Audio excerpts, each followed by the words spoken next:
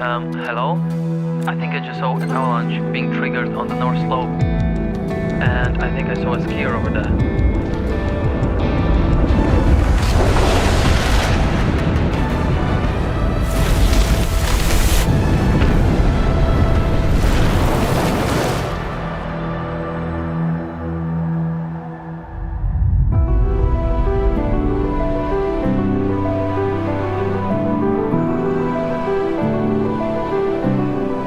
On a le plus beau domaine skiable, avec le domaine skiable des Trois-Vallées, 600 km de pistes reliées ski au pied, un paradis pour les skieurs du monde entier.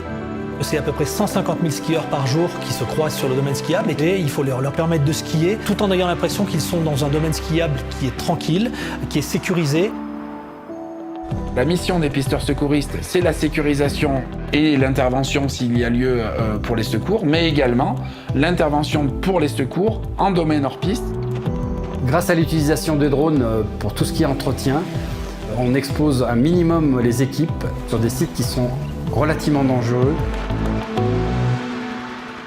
Nous avons un système de déclenchement à distance qui s'appelle le GazEx et donc ce sont simplement un mélange de gaz et pour pouvoir déclencher artificiellement une avalanche en prévention. Ces GazEx demandent une maintenance et un entretien obligatoire.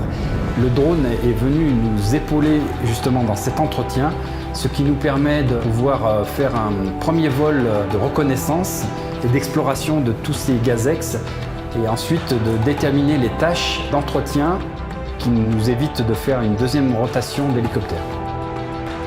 Alors nous pouvons aussi utiliser le drone pour l'exploration et donc l'entretien aussi des remontées mécaniques. Une autre utilisation pour l'usage du drone, c'est l'exploration sur les risques naturels. On peut citer les risques de chute de rochers et également les glissements de terrain ou les glissements de boue.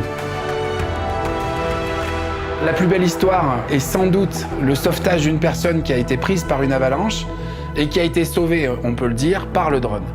On a eu dans le même temps un appel d'une personne sur une remontée mécanique qui a vu une coulée de neige dans un endroit où il y avait beaucoup de skieurs. Donc de suite, on a pris cette information rapidement en compte. Moins de 7 minutes, c'est une garantie probable de trouver une personne vivante. Et on a projeté le drone en moins de 3 minutes sur le lieu de l'accident.